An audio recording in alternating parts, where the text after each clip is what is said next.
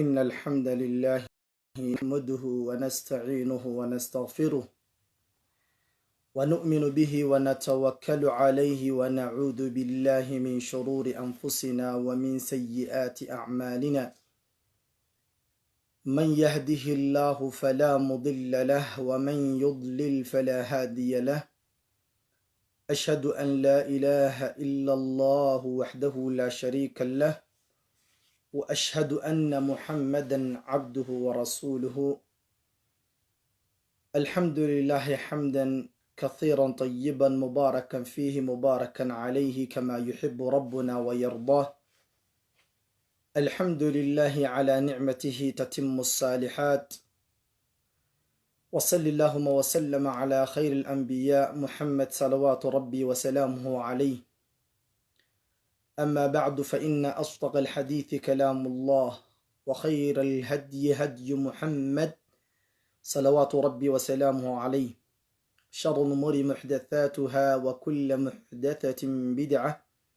وكل بدعة ضلالة وكل ضلالة في النار عادني الله وإياكم من النار سلام الله عليكم ورحمته وبركاته وبعد السلام أحبتي في الله إلهي سبحانه وتعالى بمهد إذيل كيذا أصغناتي اللهي سبحانه جل ثناؤه inaga dhigay ummad muslimiina ku abtirsato nabigooda Muhammad salawaatu rabbi wa salaamuhu calayh allihii subxaanahu jalla thanaa'u nabi maxamed xaqa ku soo saaray baan uga shugrinaynaa in badan oo ka mid ah biidni illah walaalaha khayrka jecel ay khayrka igu bartay inaan ka shaafiyo ama aan ka caawiyo inta ilaahay subxaanahu wa tacaala iga garadsiiya ama iga baray shu-uunta ku saabsan min anfusi ljinni wa acyuni linsi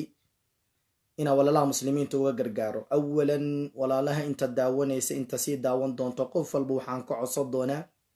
inuu usii sheergareeyo guruub haddii uu ku jiro hadduu shaqsi uu ugu jiro iyo cid walba ugu jira inuu usii sheergareeyo lianna mawduuca caawa aan doonaya diiradda inaan saara ee ciwaankana idinkaga muuqda wuu ka baaxad weyn yahay mawduucyadii hore ee walaalaha muslimiinta usoo bandhigi jiray waan usoo bandhigi jiray runtii waa qiso cajab badan xalayshay u qadaray alla subxaanahu jalla thanaa'uhu maqaadiirtiisii ku dhacday inay marto walaalaha muslimaadka ka mid ah ilaahay baa subxaanahu wa tacaalana addoonkiisa ilaashanaya alla subxaanahu wa tacaala ayaa addoonkiisa ilaashanaya waa addoonka haddii uu markaasi u saafi noqdo allihii subxaanahu wa tacaala ay abuurtay uu u saafi noqdo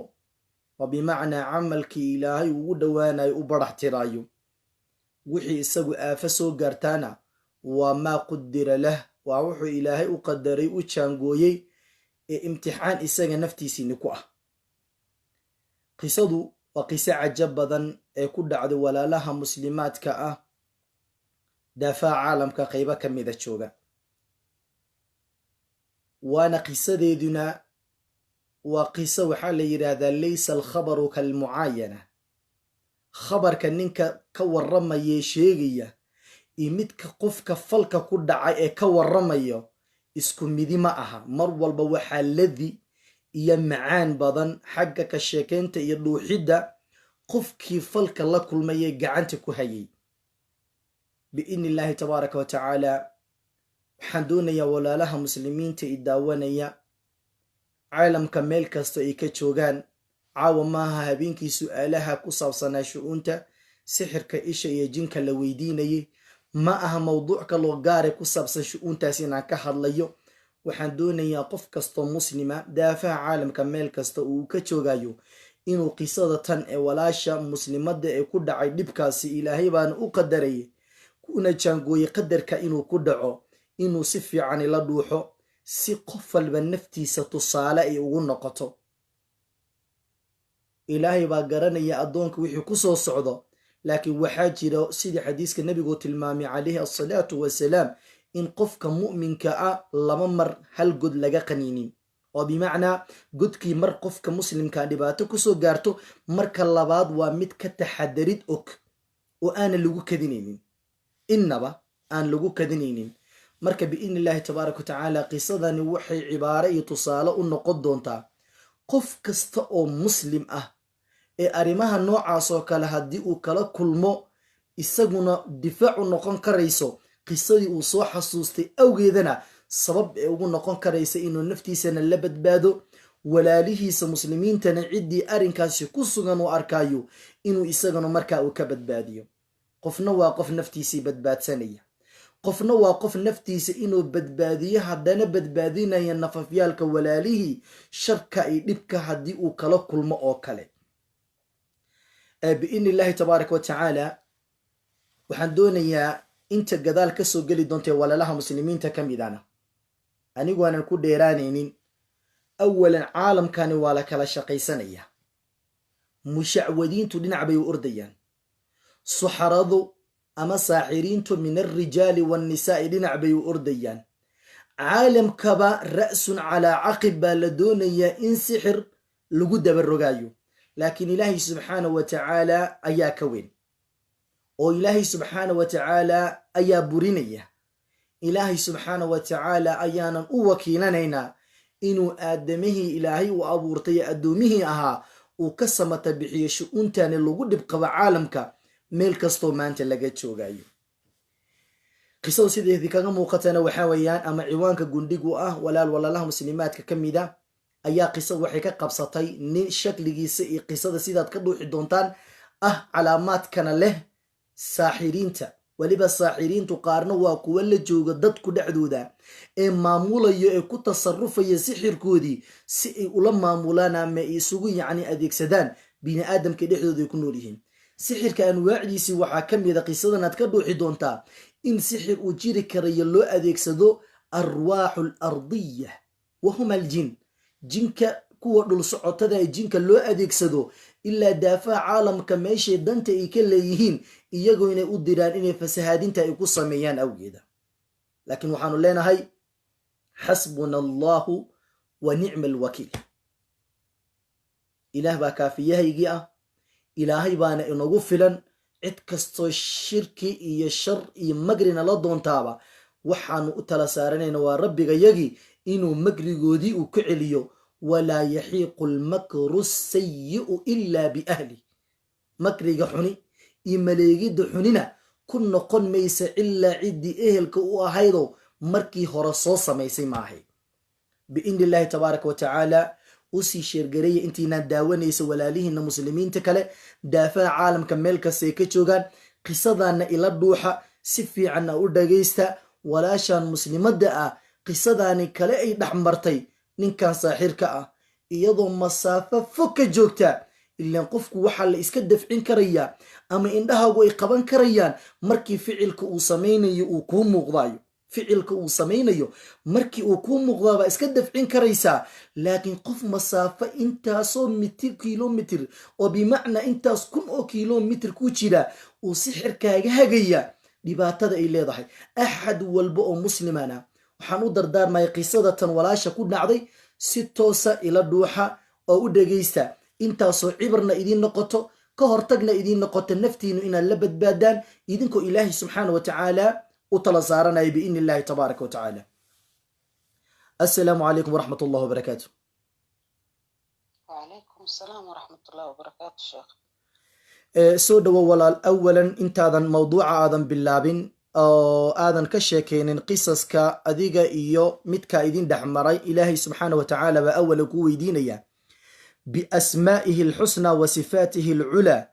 in uu makriga iyo sharta uu kula damcay saaxirkaasi inuu ilaahay subxaana wa tacaala kaa samata bixiyo. adigay ubadkii awlaadaadii iyo zawjkaagii dhammaan aqaaribtaba makri kasta uu idinku dayaaya inuu ilaahay makrigiisa ku celiyayo ayaan awalan ilaahay idin weydiinaynaa. adduunya aakhir intaad joogtaanna alla subxaana wa tacaala inuu idinka xifdiyo makrigiisa iyo makri kastoo shayaadiinta loo soo adeegsadayoba si ay idinku dhibaateeyaan. ilaahay baa kaafiyahayagii ah, ilaahay baana inugu filan. alla subxaana wa tacaala inuu kaa qabto ayaan caawa walaalahan muslimiinta dhexdoodana ku weydiinayaa. waxaana kaa doonayaa adigoo ilaahay wakiilanayo oo cid ilaahay aan ahayna ka cabsanaya aysan jirin, isagana aad tala saaranaysid. qisadana sidaad hadalkayga ka maqlaysid inay u noqoto tusaale walaalahani muslimiinta ay dhegaysanaya wax ku soo socdo caynka ama nooca oo kale hadday la kulmaan si ay naftooda u difaaci lahaayeen qisadana ay u noqon lahayd cibro ama cibro qaadasho iyagu naftooda iyo ehelkoodii inta muslimiin ay garanayaan. waxaana kaa doonayaa qisada bidaayadeeda ku bilow adigoo ilaahay ku shukrinaya. soona dhowa walaal. alxamdulilah rabbilcaalamiin. ilaahay nimcadiisa waaye wixii ilaahay horta uu kula doono cidna kaama celinayso. wax walba qadarta rabbiga ku dhacaan. sheekh wax fogba maaha, waa axadii beri waa axadeedii kaleeto, waa hal usbuuc gudaheeda. haa sax. waan baxay maalinkii axadda, aniga maskiin caruur korsataan ahay, waan shaqeeyaa, badi dadka baxbaxa ma ihi. waxaan iska jeclaystay inaan bal maanta iska soo wareego meelahaas qaraabada iyo dadkii meelahaas iska soo warwareego ilaa fiidkii. sax. waan baxay, gabaraan qaraabanahay waa xaafadeeda u tago telefoon dhowr jeer intaa ku xiriirnay igu tiray qaba iska dhibaataysaa, marka inaan niyadda usoo dhiso iskala soo sheekaysto ma ugu tegay. sax. alxamdulilah meeshii markaan tegay waa waqti badan waa la joogay. waxaa dhacday inay igu dhahda maxaa kugu dhacay, maxaa aa ku haayo adiga dhan barar iyo waxbaa kugu jira. markaasaan qiso dheer oo aduu muddo badan aan lasoo dagaalamayay waan oga sheekayay wax yar. si fiican. aan ku iri walaalay hadeer ka horba mataqaanaa wax i gaareen, wixii i gaaray waa iilkan ilaa hadeertan igu haayo culayskan iyo bararkan halkaasu igaga imaadaa. marka alxamdulilah sideeda kale waan iska wanaagsanahay. ma aqaano meeshaan waxaan wax cusub maahan, waa wixii ayadaba midhaha ku jirto, waa waxba mataqaana anigu qadarta rabbibaa meesha ugu soo dhacay. si fiican. maana waa wax midhaha shaqii camal dadka u ahaa anu ma ogin, allahu yaclam, ilaaha ogaa. waxaa dhacday waxay igu tiri sheekh fiican baa aqaanaa. waa iyadii gabadhii aba xanuunkaad ugu booqatay baad ku leh sheekh fiican baa aqaanaa. haa laftirka iyada ma xanuunsana, way problem family waxba iska haystay. si fiican. marka waxay sheekh fiicana aqaanaayo hadduu kugu tufo waa reysanaysaa. sax. anigana alxamdulilah qof ilaahay howlahan fahansiiyey ahay, waa muddo bukaan socod ahayd. xataa mataqaanaa adiga waan ku imaaday meesha aad joogtid ee la dhaho islii xaafadda maxaa la dhahayay ii sheeg magaceedii. nairobi islii 6 street. tagan tahay. sax. guryaha kambaniga. si fiican. muddo dhan baan mataqaanaa kenya waa tegay, ruqya waa raadsaday, halkan waa iska ruqyay aan joogo. alxamdulilah waxaan aniga go-aansaday waxaan ina itixaan min allah ii imaado ay tahay. markii ilaahay iigu talagalan oo iga qaadayo, mar kastoo ilaahay baryana waxaan ilaahay ka baryi jira culays baa isaarnaa inuu ilaahay culayska iga qaado. sax. inuu ilaahay culayskan iga qaado isaaran, oo xataa mataqaanaa dhib igu ah inaan foorfoorarsado oo wax ka qabsado oo socodkii xataa culays cagihii ay cuslaadeen. sax. marka alxamdulilah waan fahansanaa ruqyada saxda, qur-aanka saxa, shiiqa saxda, waxa dhan cilmi ma ulaa qof la siraayo oo loo soo dhuuman kara maanan ahayn. si fiican. dana qadarti rabbi markay sheegtay aniga qosol iyo kaftan iyo war waxaan waa sixiroolo wuu qilaaweeyaayo. naa wax qilaabo la dhaho ma jirte, balaayadan waa sixiroolayaal iyo falfallooyaal iga wareeji. sax. wax qilaawe xitaa qilaawe iyo waxay soo dago ma jiraan ku yara rasuulkii waxyiga la gooy calayhi salaatu wasalaam. waxaase lagaa dhaadhici adiga hadallo iska inaan waxaan inkiraayo un dhahayo ma jiro. intaan sheekadii wadnay cuntay karkirinaysa gabadhii howlaa lagu mashmashquule taleefon bay dirtay. sax. naag kaleeto oo ayada qaraabo la ah oo meel ay ku ogeyd soomaaliya bay wacday. waa markaas adigna gurigeedii baa la joogtaa? gurigan jooga kushiinkan ku jirnaa. si fiican. cuntay karinaysaa kushiinkiaan la fadhiistay maadaama hooyadii guriga ay tahay ilmihiin ay qolkii iskaga jiraan, ayadiin kushiinka uga sheekeynayaa. si fiican. markay telefoonka diraysa inaad way kaa dhuumato geesi kaaga baxday? may waan fadhiyaa. si fiican. waa fadhiyaa wax la iga qariyey oo mataqaanaa oo liigu qara hadalka yacni waxaan inay dhacayaanan anuu yaqiinsanayn markii hore ma ahane marka la hadlayo shiiqa waa khilaaweeyaayo shiiq khilaaweeyo waa shiiq tuftiisa kacdo waa u jeedaa inuu shiiq fiicnayn laakiin ayaga wax fiican inuu yahay aniga iga dhaadhicinaya si fiican bilaayo gabadhan waxaas ahaaye shiiqi inaa kusoo xirno oo ku tufo war iga tagaan ku dhaafo codkiyaa la furo war waxa shiiq maahane naga dhaafo balaayo falfallo iyo sixsixiro waaya noo keeninin wadniyaa bay garacay haddaama ka cabsanaya waxaas markaa maqle intii hadalkii la wadwaday naagtii qadkay ka baxday ninkii ordaya qadkii la soo geliyey waan gartay gabadhii waa la hadashay shiiqo anuu markaas cabsi baa liigu soo tuuray waan garto xagga qalbiga ah oo qalbiga minallahi cabsi wadnii baa i garaacay shiiqa war balaayada maxay kuugu waceenan taagana waan gartay maanta balaayo madhaa u gacan geli doontaa subxaan allah ilaahay wuxuu igu gargaaray weysaa ii dhoornayd salaad casr baan tukaday mataqaanaa waxaa dhacday shiiqi baa lii dhiibay si fiican anigii alxamdulilah wadnihii baa afka la isoo istaajiyey salaamu calaykum shiikh salaam aan leeyahay salaanta ma ridaynayo halow wuu halkaas iga dhaha waan gartay anna mataqaanaa salaamu calaykum ti alxamdulilahdi insha allah difaaca ma ka dhigtaba si fiican wuxuu dhahay see gabadhaydii lagu hayaa waxaan ku yidhi shiiqo waayadanba waa iska xanuunsanaa bukaan socdaa iska ahayo culays iyo kasal iyo daal iyo waxba iska kee saaran sax marka dhib kaleeta ma qabo maya gabadhaydii waa lagu daaweynaya insha allah shiiqo hadda shiiqa waa lagu daaweynaya hadda shiiqo arrintan haddeeraa la ii sheegay waaba igu kediso hadeertaan weli daawo uma tabaabashaysanine bal markaan soo tabaabashaysto shiiqow anaa ku soo raadinayo sax hayad waa kaasaa telefoonkiiba ii qorta shiiqo u qor telefoonkeyga telefoonkii waan qortay gabadhi kale telefoonkeedana waa lii qoray markaas waxna ma diidi koraani sax waan cabsanayaa laakiin mataqaanaa wax aan diidi karo oo dhigi karana naga dhaaf telefoonkoodana hanoo qorin ma jirto qof geesiyada ahay laakiin geesinimadii waa laigala baxay yani sidii qof maquunisan oo kale baa tahay ha aad aan geesi u ahaa alxamdulilah laakiin geesinimadeedii dhan way baaba'day wadnaha inaa cabsi la isalaaxayoo kaleeto wuu ii naxnaxayaa si fiican telefoonkii waa iga qoratay ilaahu gurigayga igeeba iga imaatay waan soo cararay gurigayga imaaday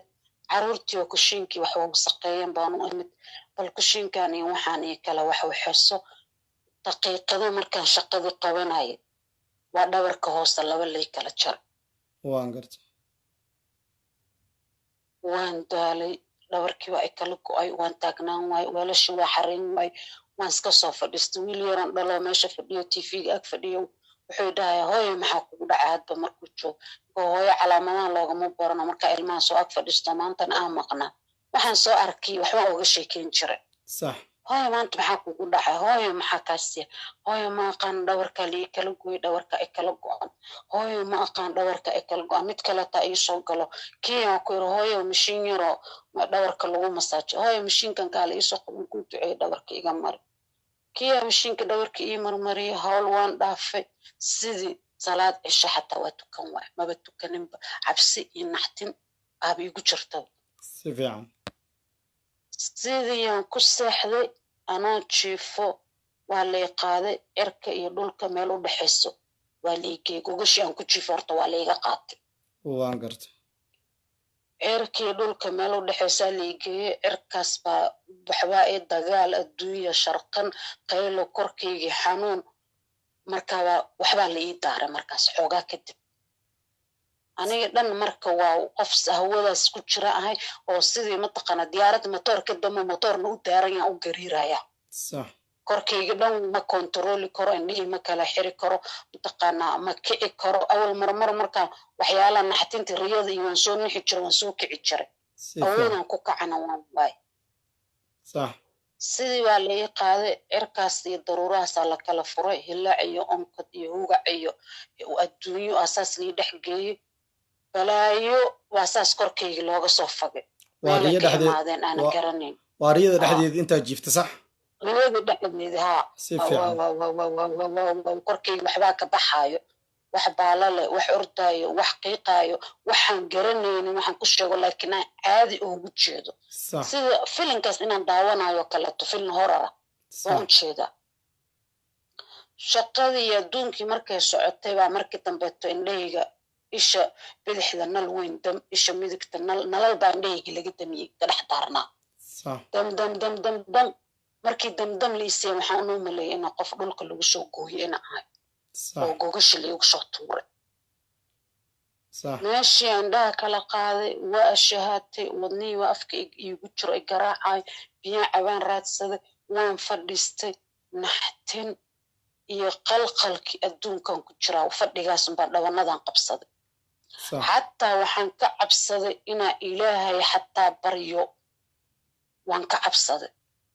afkay qalbigan waan ka ashahaadanaya qalbigan waxaan leeyahay subxaanallah ilaahu maxay tahay waxaan bismillah ilaahu waxaan maxay ahaayeen ilaahay baa qalbigii baa ilaahay kala hadlaya oo afka iyo bashimihii waan diiday inaan kala qaado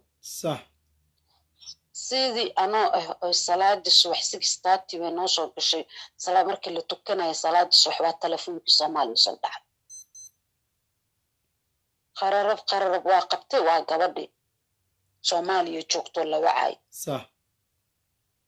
هاي ساعتها ما في عنتها أنا وافي حكنا ما في عنا وهنا أفك فرت ولا لا إنك معي وزن ماي ولا لا بسم الله الرحمن الرحيم حالنا مساحة زيادة وشو كذا ولا دنت منول واسكوي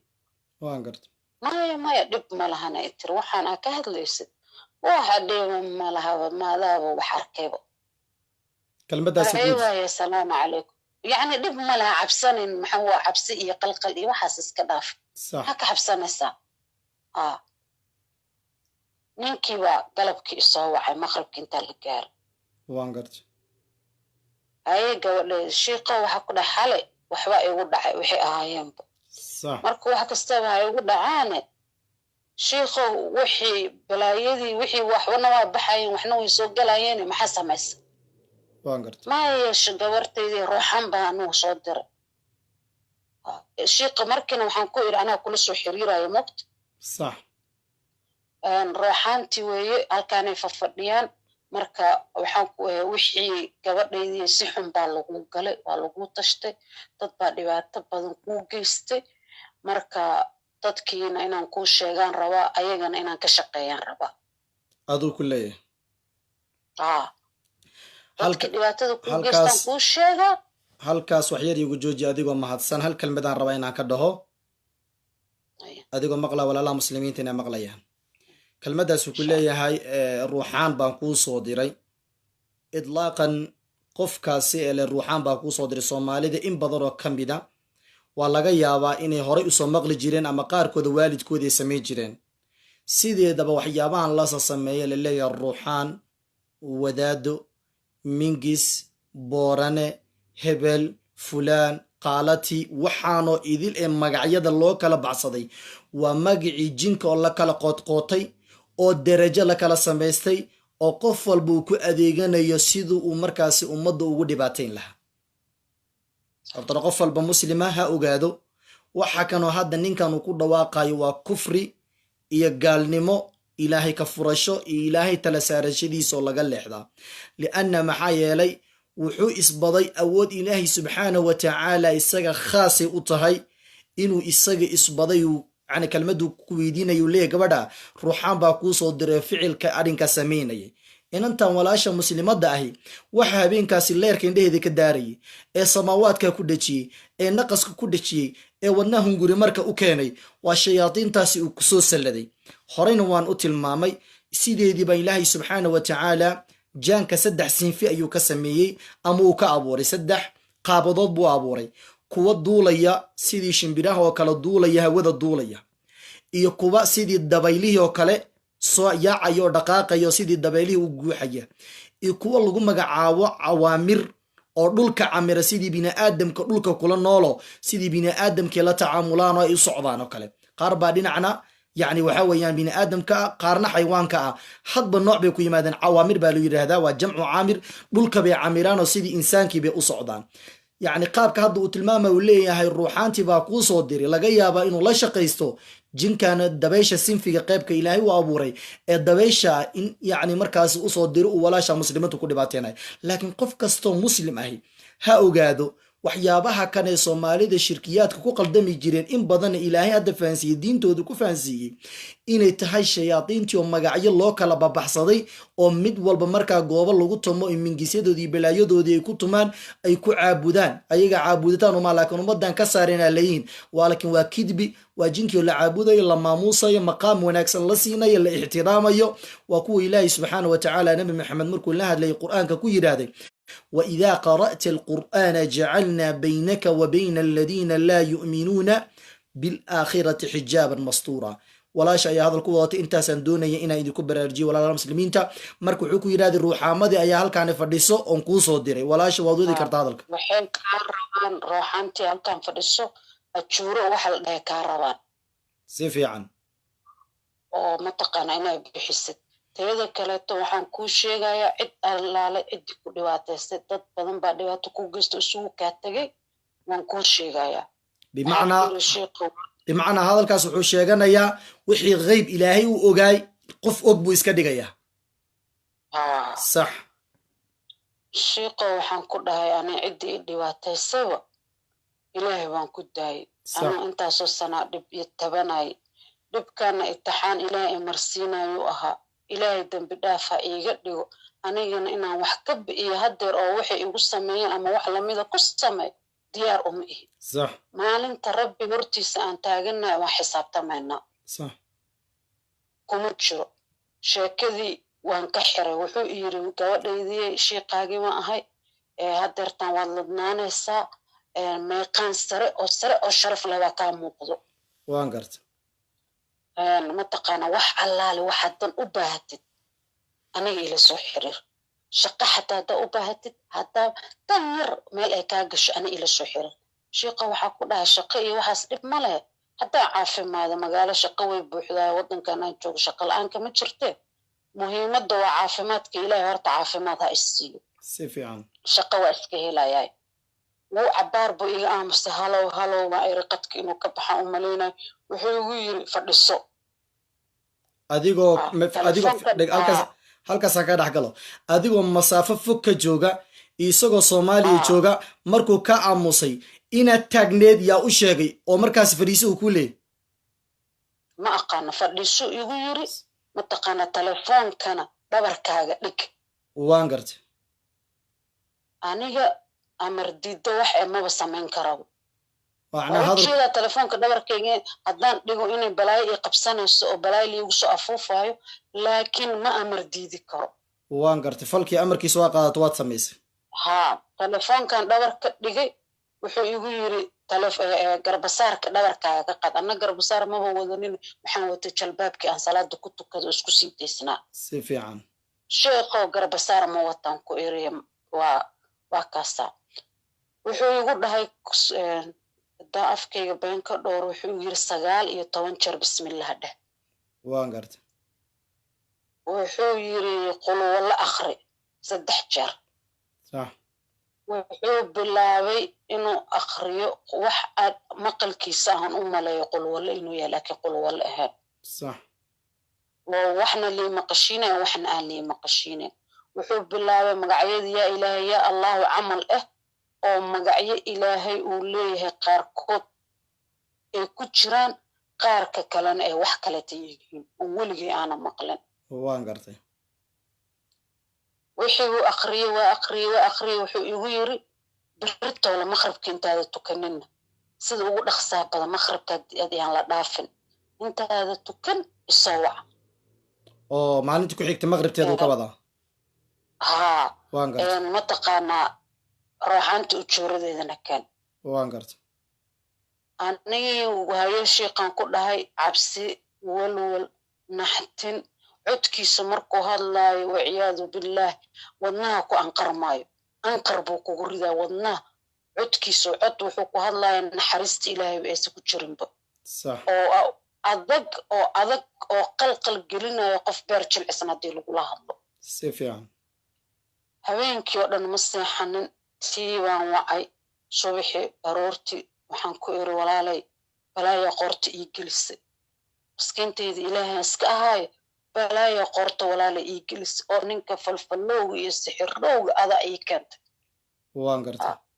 haddeer waa kanaa balaayo igu akhriye aniga dhan dhabarkii dhan waa lay turqaayaa sidaasaa lay turturqaya dhabarka ilaa haddeertan iyo meeshu afuufay sax waxaan ku iri lacagtiisana waan kuu keenayaa waa kaasaa inkaaruu qabaa kaas ilaahay shartiisa naga qabtee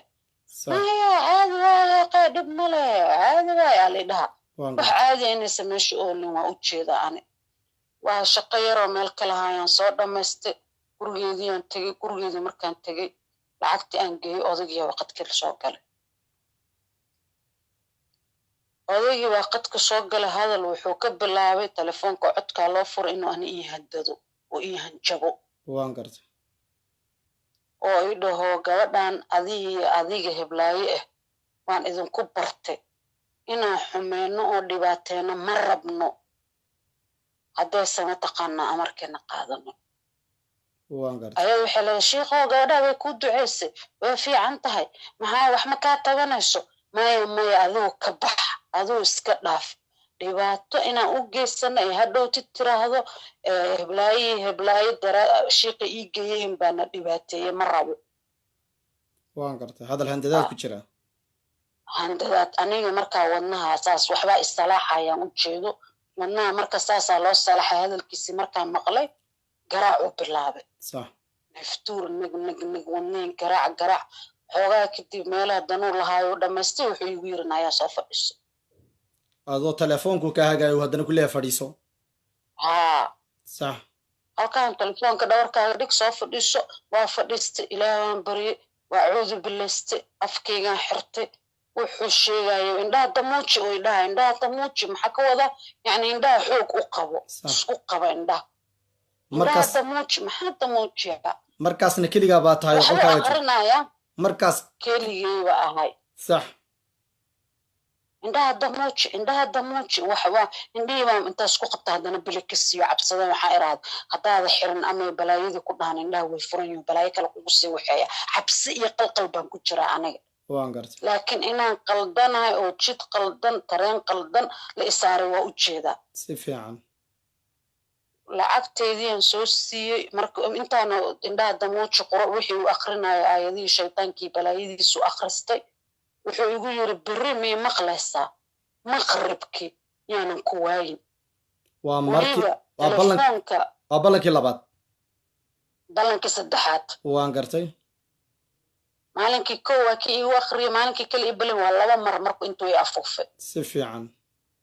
weliba wuxuu igu yiri aniga telefoonka codka la furaayo ma rabe bahalkii dhagaha inaad soo gashatid waa warkayga dhagaha kaa galo qur-aankayga inuu dhagaha kaa galo waay waa gartay saas uu hadlaayo si fiican bahalkii dhagaha soo gashanaysaa qur-aankayga dhagaha waa inuu kaa galaa waxaan kuu sheegayaayuu dhah shiiqow ma rabo iyo shiiqow kan iyo warkaas intaas ka dhaaftid 1 qofood tiro 1 markay ugu yaraato oo kaliyantii inaa ii keentid waan gartay oo bimacnaa hadalkaas wuxuu dhigmayaa adiga waaba ku qabsaday hadalkayga waa qaadanaysaa ee meesha adiga aad joogtay qurbaha ah inaa 1 qof oo sidaasoo kale aad keento isagana wax ka helo sidaasoo kale u cabiidsado haa waan gartay shiiqow 1 qofood maba aqaanaan ku dhahay adigu warar ka badan iska dhaafan wallahi inaan been sheegin hadal ka badan yani asagoo af kaleetuu ku hadlayaa hadal ka badan hadal tiradiis iska dhaaf hadal ka badan sax 1 qof oo kaliintee gabartay igu soo xir beri geedkii dhagaha soo qaado geedkii waxaa noo balana beri maqrabka intaa la gaaray waan gartay hayaan ku iri qadkiioo ka baxay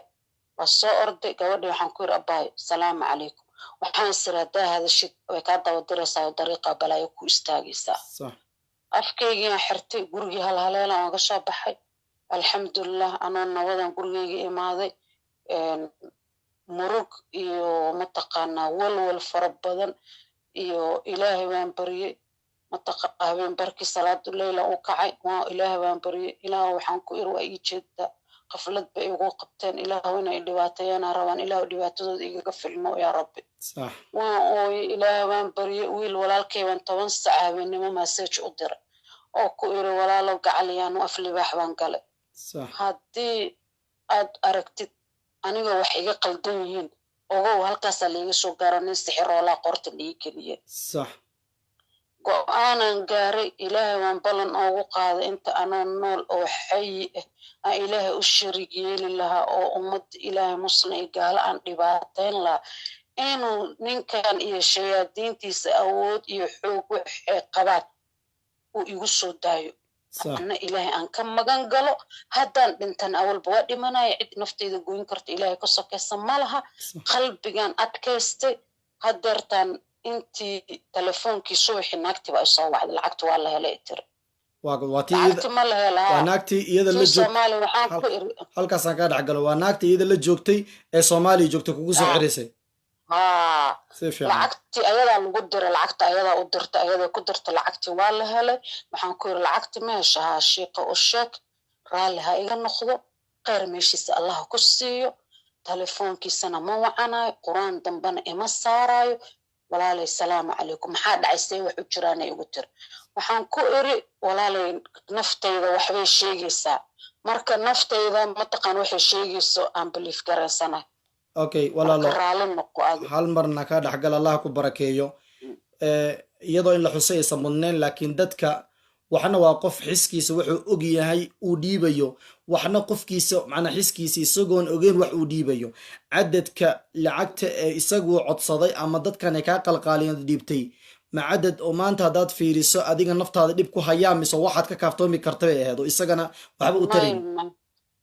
wax dhib igu hayo malan wax badan baa la rabay inaan laiga qaato because shaqooyinkii uu dalbado inuu ii qabto dhan lacag buu ku qaadan lahaa anigan ka diiday si fiican oo ku yiri waxba shaqooyinkaas ha ii qabanin marka wax weyn ma ahayn anaa inaan siiyana ma rabin laakiin waxaan ka cabsaday inay mataqaanaa balaayadan ay dhibaato badan ii geystaan cabsiba ay u bixinaya maahane yacni ma iga ahayn waa awoodo inaan ku dhaho ma bixin karo oo alxamdulilah ilaahay awooddaas iyo qawidaas uu isiiyey ilaahay qalbiga dadka qalbiga adaga ah ilaahay qalbigayga ii adkeey laakiin haddana waxba isalaaxayo wadnaha inaa layga taabanayo markaasaa naxtin ugu soo boodaysaa waan gartay wax weyn ma aha lacagti waa siiye lacagta waa la helay igu tiri waxaan ku iri shiiqa raalliha meeshiisaa ku noqdo adiga laftarkaaga bartaada raalli ku noqo waxaan aawadaan wax aniga nafteyda ay aqbalaysa ma aha waan gartay mana rabo sax alayka allah nabigeyka maxamed sax raalli noqdo salaamu calaykum abay telefoonkiiaan ku domiye qoladii kambaniga telefoonkan wacay nambarkayga waan badashay facebookgaygii baan habeenkii fulay sheekha waa kaasoo iloobay sax waxaaba iigu jira ninkiioo saaxiib iga soo dalbaday oo friend request صح aniga facebookii dhan qadka dhanan ka saaray waa delete garay waan gartay waa xira deactive ku sameeyay walaalkay wuxuu igu dhahay telefoonka bedel facebooka xir whatsappka xir mataqaanaa waxbaha walwalin صح intiaan sameeyay marka inta waxaas dhacayaan waa axaddi galabkii kow shiiqa ninkan oo shaydaanka qoorta la iisoo geliyey waa isniintii oo wadnuuya garaacayay talaadadii oo lacagtii aan geeyey subaxii arbacada waaye waxaa xiriirka goynayo si fiican arbacadii daraatoole ahayd waan gartay wixii dhanaan xiray facebookgaygii waan 9 sano qabay waa xiray telefoonkaygii waan bedelay alxamdulilah waa anigana dagaalan diyaar u ahay dagaalaan igu socdo dagaalaan ku jiraa marka haddaan dhinto koley waxaa u malaynaa inaan shahiid noqonayo wixii dhibaato isoo gaartana koley waa ku samrayaa ilaahayna ma u malaynayo inuu mataqaanaa wax khayr badana ilaahay ka rajaynaya waxaan u sameeyey ilaahay dartiisa iyo inaan mataqaanaa nafteyda maalinta yowmalqiyaama ilaahay hor wejigiisa inaanan istaagin anigoo fool xun si fiican haddaan dembi kaan galay oo ilaahay iyo nafteyda aan ka gala ay ugu filan laakiin inaan muslimka ilaahay iyo gaalada ummadda ilaahay aan dhibaateeyo oo saaxir noqdo oo ilaahay u sharig yeelo oo qofkii islaamo ay dhoo madaxay xanuunayaba shiiqow aan ku haya haddaan dhoo halow hadduu dho siduu ana ii galo dadku u galaya hadhowtin wuu handadaya si fiican marka dhibaatadaasaa jirto aniga haddeerta habeenkii hurdo waa ka quustay 2 saacadood bacdal salaad subax aan seexdaa iyo 2 saacadood oo fiidki ah wax kale ma arko alxamdulilah waa fadhiistaa salaadeyda tukadaa wardigaa bilaaba ilaa salaada subax adkaartaan akhristo 2 saacadood saxda danaygii shaqadeyda u kaca waa alxamdulilah waa ku samraa waana qalbigan wii adkaaday awal cabsiba igu jirtay wax ilaahay kasoo sokeeyo hadeer aan ka cabsanayo ma jirto wuxuu doono u samayn kara ha sameeyo shayaadiinta iyo wuxuu haaya ha soo diro anna mataqaanaa ilaahay baan magantiisa ku jiraa marka waxaan go'aansaday gabdhaha walaaleeya qalbiyada jilicsan masaakiinta ah marmarka qaarkood wax laga hoos bixin karo qaaraan xataa aqoonina jiro adkaarta shaydaanka ilaahay looga magan galo oo markiiba la qabanayo oo markiiba la dhibaateynayo oo ayagana dadka dhibaateynayo kullitii isoo dhibaataysa aniga ayada laftirkeeda qaflaa lagu haystaa صح iyo xoog iyo muruq hadda ayada la haysan waxaan way dareemi lahayd aad iyo aad si marka fiican ayadana ilaahay ka samata bixiyo dhibbaa haysto hooyo waay keligeed owlaad haysato hadday qoladan u shaqo gashan hadday owlaadeeda iyo gurigeeda allah u badbaadiyiin nafteeda waa u duceynayaa waxba ma kashifaayo dhibaatooyin kaleto badan waa dhageyga marka waa kusoo dhacdhaceen oo dad masaakiimiina loo geystay aad iyo oo aad aniga xataa liigu dhiirigeliyey inaan shiiqa dhaho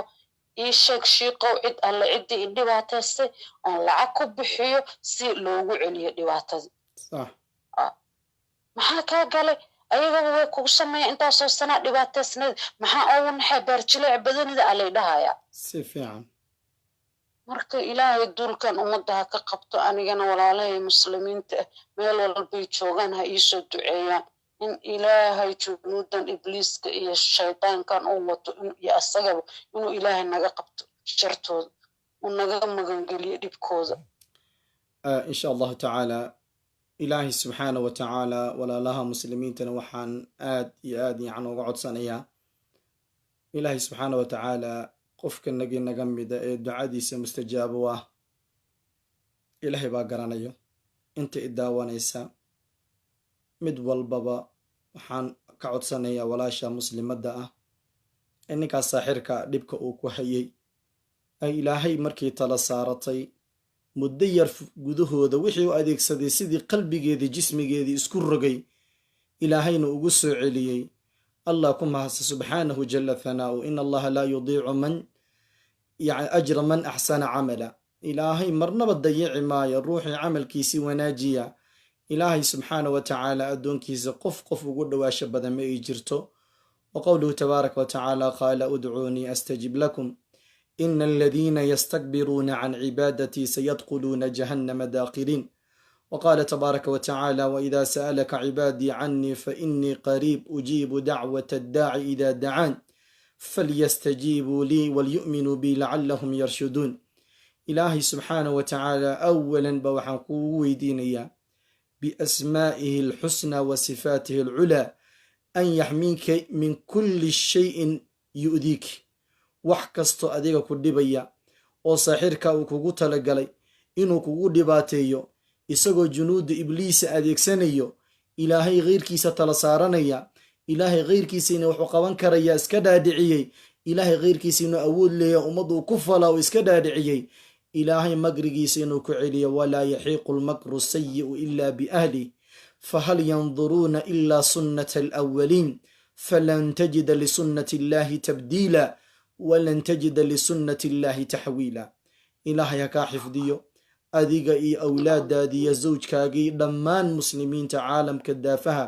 meel kasta ay ku nool yihiin ayaan ilaahay subxaanahu wa tacaala waxaan u weydiinayaa ilaahay magrib walbo saaxir uu sameeyaa ama qof dumaree saaxirad ay sameysaa iyadoo ugu talagashay qof kaloo dumar ama rag inay ku asiibtayo magrigoodii isagoo aan dhinac eegin in ilahay inuu dib ugu celiyo iyagana ilaahay uu ku halaaga biidni illaahi tabaaraka wa tacaala adigana waxaa si gaara kugu dardaarmaya awalan inaad noqoto daa'iman qof weyse qaba ilaa dowru shahriya inay kuu joogto mooyaane daa'iman inaad tahay qof weyse qaba weysadu qofka muslimka waxyaabaha ugu adag ee ugu badan ee shayaadiinta inay soo daaqulaan jirkiisa ama ay dhibaateeyaan ka mancin kara ayay ka mid tahay haddii ilaahay qur'aanka uu ku barayna waxaad isku laasimisaa 24 saaca 24 saacadood dushaada soo maraya inaad suuratulbaqara hal mar aad kaamisho dhammaysa ibliisii shaytaan kastoo gurigaaga saakin ku ah ama degan ilaahay baa ku eriyayoo kaga saaraya. mid kastood kugu soo wajahnaa ee ku dhibaatay lahaana ilaahay baa dafci kaaga dhigayo. suurat albaqara wuxuu ku tilmaamay nabigu calayhi asalaatu wasalaam akhduhaa baraka wa tarkuhaa xasra, in la qaato oo lagu dhaqmo la aqriyayo suurat albaqara baraka iyo futuuxaad baa lagu helayo furashada ilaahay oo khasaa-intiisa lagu furtaayo. laga tagay laga hajira aan la aqrininna waa qoomamo ayuu nebiga ku tilmaamay calayhi asalaatu wasalaam. haddaadan aqrin karin inaad aqrisa ayaa u fadli badan, oo musxafka inaad la kala baxdood dhammayso waa 2 jus iyo bar. haddaad awoodi kari weysana inaad iyadoo istimaaca aad qur-aankaasi aad shidato, dhagahaad gishato adoo codka gaabsanaya, kadibna si niyad saafiyaad ku dhagaysato, waxyaabaha ku ilaalin kara bay ka mid tahay. waxaadna aad iyo aad u laasimtaa midda saddexaad, adkaarta mashruuca oo ah adkaaru sabaax walmasaa. waxyaabaha ilaahay uu kugu kaalmayn karay ayay ka mid tahay inuu markaasi ku xifdiyo adduun aakhira intaad joogto. midda afaraada kusoo gabagabayna waxa weeyaan samayso rafiiq oo dumar ah oo markaasi khayr iyo wanaaga kuga haga, oo mar kastoo lugta kuu simbiriidhacata ama kuu siibato ama hog noocan oo kale ee shayaadiintii magriga insiga kuu dhigaan, saaxiib wanaagsan oo ahludiin ama daatudiin haddaad leedahay, wax badanoo ka mida taladaad ka heshayo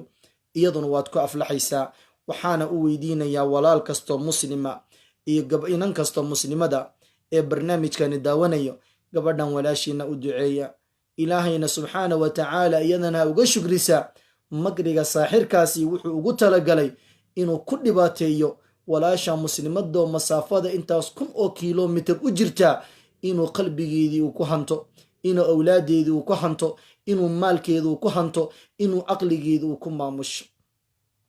intaasba waa damaaciga meel kasta ee suxarada joogaan inay markaasi ay ahaadaan kuwo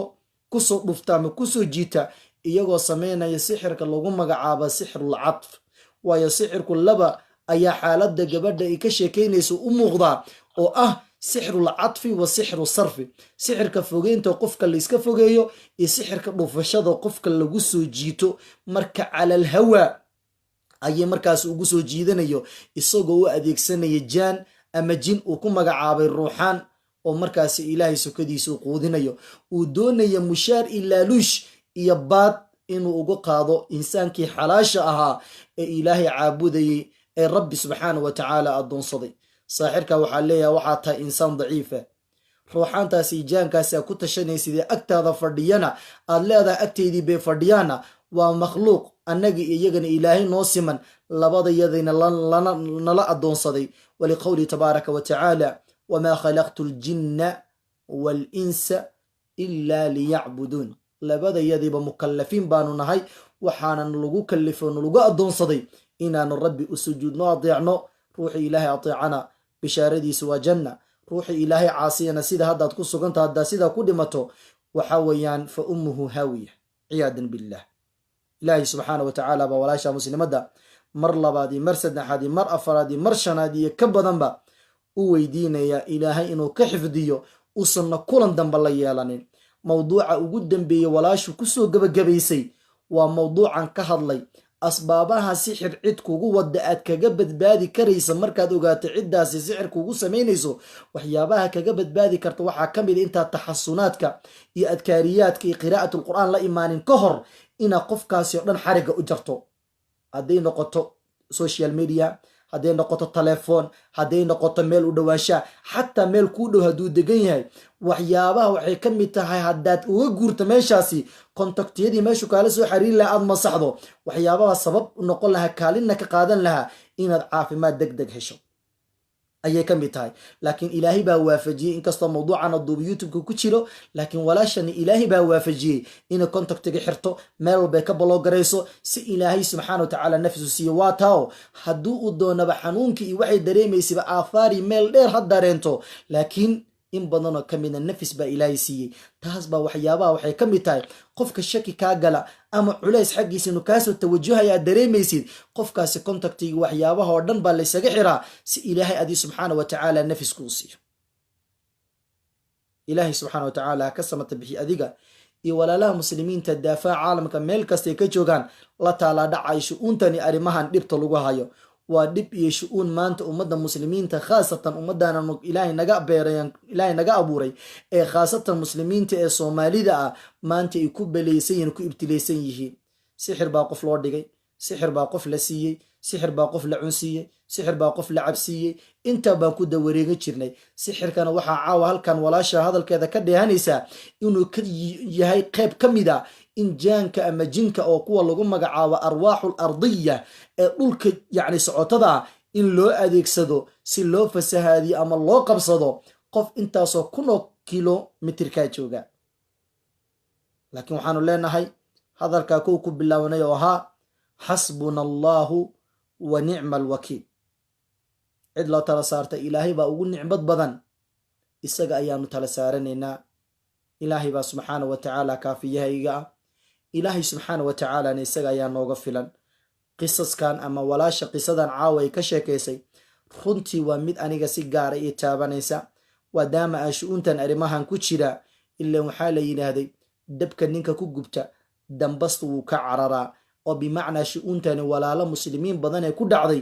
ayaan garanayaa. waxaana caawa walaashatan aan ugu codsaday inay sawdkeedii qisadan idinla wadaagtayo, in nafsadiina arrimaha noocaas oo kale haddii idinla soo beegsadaan ama aathaari raad aad ka dareentaan meel idinkaga soo tawajaha, inaad taxadar gaar aad ka yeelataan. xitaa idinka hadduusan idin asiibaynin ama idinku soo soconin ama aydan arkin, in qaraabadiina ama dadka muslimiinta ama ehelkiina dad falkaa ku sugan haddaad aragtayo, inaad uga naseexeyso arrinka walaasha muslimantan ilaahay ku guulayana ina aad samaysa insha araxmaan. walaala aad baanu kugu ducaynaynaa, walaalahana ducaa iyo ayaan ku weydiinayaa ilaahay subxaana wa tacaala inay ku baryaan inuu kaa sharkiisa ilaahay kaa magan geliyo, adigana xubnahaada ilaahay caafimaad taama uu kuu siiyo. haddaba ma fadhi sidee inta cajsiga ka hayaan cajiskaasi ilaahay faraj iyo farxad iyo fudeed inuu kugu bedelo biidni illahi tabaaraka wa tacaala. si goonina insha araxmaan waan kuu soo wici doonaa anigoo kusii doona nasaa'ix ama naseexooyin gaara. waxaana kaa doonayaa kelmadda ugu dambeysa ee walaalaha muslimiinta intaasoo kun ku dhagaysanaya aad u dardaarmi leed hadalkaaga ugu dambeeyo ayaan dardaarankaa doonaya. walaalaha muslimiinta u dardaarmaysa biidnillah, ku soco. insha allah waxaan u dardaarmayaa walaalaha muslimiinta meel walbay joogaan, gaar ahaan dumarka masaakiinta ah, inaan la qaldin, inay kala bartaan dadkan wax sixra iyo dadkan mataqaanaa ku xiran iyo dadkan ilaahay ka cabsanan inay ka fogaadaan oo mataqaanaa ka dheeraadaan. waxyaalaha qaar waxa dhibka ugu weyn waxay tahay halow keliya ani laygu qabsaday, halow keliya. marka waxyaalaha qaar qofkii ku dhaho shiiqa aqaanaa inta joogo iyo waxbaan aqaanaa iyo telefoon iyo kula soo ordo, ka carar. ha aaminin ilaa qof aad sal iyo raad aada u aqoonin inaa xataa mataqaanaa telefoonkiina markaa qabanaysaana magaca ilaahay ku qabsado, bismillah dhaha. mataqaanaa ilaahay shartooda naga xijaabo, annagii inti muslimnaawo. dumarka waxaa waaye especially dumarkan qurbaha jooga waa dhibaato badana haysato, dhibaato badan aa haysato. ilaahay dhibka ha naga kor qaado dhammaanteenba. ilaahay ha loo noqdo, ilaahay ha la tala saarto, waxna ha cabsanina. xataa hadday idinku dhacaan ha cabsanina. wallaahi inta yartaa ilaahay igu badbaadi waxay tahay iimaanka qalbigayga ku jiro. intaas waa inta cabsidiisa iyo qalqalkooda iyo dhibkooda inta ilaahay iiga badbaadiy. marka ilaahay ha loo noqdo, meel ilaahay ka wanaagsan oo loo noqonayo ma jirto. anna ilaahay waan tala saartay, idinkana iisoo duceeya. rabbi baan magantiisa ahay. waxaan aaminsanahay saacaddan la taagana hadday wax igu dhacaan wax walbaba inaan ku samraayo oo ilaahay oogu xamdinayo oo ilaahay oogu shukrinayo, oo maanta iiga darnaan lahayd anoo rabbigayga raxmaanka qafuuru raxiimka ku caasiya oo ilaahay u shariig yeela. marka idinkana walaalayaala wixii muslina oo dhan iisoo duceeya. kuwa kaletoon sheeganayninaa jiro oo dhibkaas lagu haayo, kuwa kaleto saas loo haystaa jiro oon hadlayn. wallahi go-aanan gaar inaan hadlo. universal xataa waa tagayaan daraad dhahay ma aamusaa. waxaan haddaan la aamuso boqolaal kaletee ku dhacaysaa. qof walbana hadduu aamuso ummadii dhan fidnadaasay ku jiraysaa. marka iisoo duceeya. alxamdulilah, ilaahay waan ku mahadinaya, ilaahay waan ku shukrinaya, khayrka iwaafajiye. ilaahay annagii inti musliha noo dembi dhaafo, wixii isoo gaarana ilaahay waan oogu samraya. qafuuru raxiimka iyo abuurtay adduunyadan wax lagu noolaanayo waa iska yarta. alxamdulilah wax kaleeto sheekh iraahdo ma aqaano dhammaantiin kheyra idin rajeynaa sheekh adigana ilaahay aqri adduunbaha ku barakeeyo jasaaka allah aamiin biidni raxmaan. ilaahay subxaana wa tacaala ma mar labaad kugu weydiinayaa wax ilaahay subxaana wa tacaala lagu baryana ka fiican ama ka wanaagsan ma jirto biasmaa'i alxusnaa wa sifaatihi alculaa inuu ilaahay ka samata bixiyo adiga iyo dhammaan walaalaha muslimiinta arrinta la taalaa dhacayo. waa qofna qofku ilaahay jecel yahay in badan oo ka mid a arrinka si fudud oo dhifti furana ilaahay u fahansiinayaa. in badan oo ka midana waa saaad sheegaysa way la taalaa dhacayaan, meel laga haysi meel looga yimaadana ma garanayaan. ilaah baan rajeynayaa iyagana ilaahay subxaana wa tacaala sida aduu kugu gargaaray in iyagana ilaahay ugu gargaaro. ilaah baana weydiinayna subxaanahu jala thanaa'uhu inuu gacan biro adag kuwa inagaga qabto, inagana samata bixiyo qof kastoo sixir macquula ee lagu qabsaday ee markaa loo malagelinayo inuu markaa yahay mid oo ta'wiil ah, in ilaahay subxaana wa tacaala ka samata bixiyo kana caafiyo dhammaan walaalaha muslimiinta. ilaahay subxaana wa tacaala baa si gaar adigana kugu weydiina kuna soo celinayaa mar saddexaadi mar afraadba adii awlaadaadii dhammaan aqaaribtaadaba inta nafsadaada laga bilaabay dhibta ay ku socotayba in ilaahay halkaa kaaga ekeeya, inta dhimana ilaahay subxaana wa tacaala noqodkaad u noqotay inuu markaa yaxani adigana kugu saamaxo, isagana makrigiisuu ka celiya biidni illahi tabaaraka wa tacaala. walaasha muslimadda waan ku fasaxaynaa insha allah raxmaan haddii ilaah idmo. walaalahaas muslimiinta ayaan haddana usii dardaarmaya jazaaki allah khayran. waana kula soo xiriiri doonaa insha allah. insha allah jasaaka allah asalaamu calaykum wacalaykum assalaam waraxmatullahi wabarakatu. alxamdu lilah.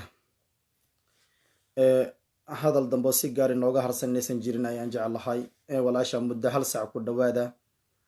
ayay hadlaysay oo ay ka hadlaysay dhibta sida durbada fudud ee lagu qabsada. runtii maanta caawa laga waramaya haddii la yidhaahdo ummad badan baa cabanaysa, ummad badan baa sheeganaysa, ummad badan oo ka mid a ganacsatada aanan hadli karaynin oo ganacsigoodii la haysta, ummad badan baa sharaftoodii wanaagoodii la haystaa oo aanan hadli karaynin oo iyaga dhan joojoobana meel ku xirxiran. ummad badan oo laga yaabaa walaashaas zawjad weeyaan oo ubad leh, ninka halkaa jooga maskaxdeedii himadeedii caqligeedii inuu ku qabsado doonayay, wuxuu doonaya inuu kasoo furfurto zawjkeedii. waxyaabo badan baa adduunka maanta la ysku maleegayaa. nafteydii naftiina sidii walaasha haddaa inoo dardaarmta baa idin dardaarmaya awalan bitaqwa allahi tabaaraka wa tacala waxaha calaa taacatih, in lagu dadaalo ilaahay subxana wa tacala daacadiisa, rabbina subxana wa tacala laga cabsado xaqa taqwaah, cabsida dhabta uu leeyahay in laga cabsado subxaanahu jala thanaa'uh. walaalayaalow taxasunaadka yaa laga tegin. walaalayaalow taxasunaadka iyo ismacnaa dhufayska oo qofka muslimka oo dhufays ka dhigta kitaabka ilaahay sunnada nebigu yaan laga tegin, yaan la fududaysanin. waxaad maanta fududaysata beri way ku fududaysanayaane mad samayn karaysidee maanta intaad dhalinyaro tahay ama curdun tahay ama caqligaagu shaqaynayo, taxasunaadka kitaabka ilaahay iyo sunnada nebiga isku ilaali, adciyada ah oo mar walba qof aqristo laazima noqo, si markaad weynaatana ilaahay subxaana wa tacaala uu markaa uu kugu xifdiyo. qisadaasaan doonaya inaad walaalaha muslimiinta la wadaaga caawa biidni illahi tabaaraka wa tacaala. inaha baanu kusoo gaabinayaa. qofkiina maanta joogay taabanaya qisadan cibrada iyo cibaarada ama yacni waxaa cibro qaadashada ee noogu suganna usii sheergareeya mar labaad iyo mar saddexaad iyo mar afraad dhammaan caalamka inta uu markaasi ku leeyahay u sheergareeya si ay uga faa'iidaystaan dadkana ay ugu taxadiraan. wa aakhiru dacwaana an alxamdu lilahi rabbi alcaalamiin وصل اللهم وسلم على نبينا محمد وعلى آله وصحابته أجمعين. سلام الله عليكم ورحمته وبركاته.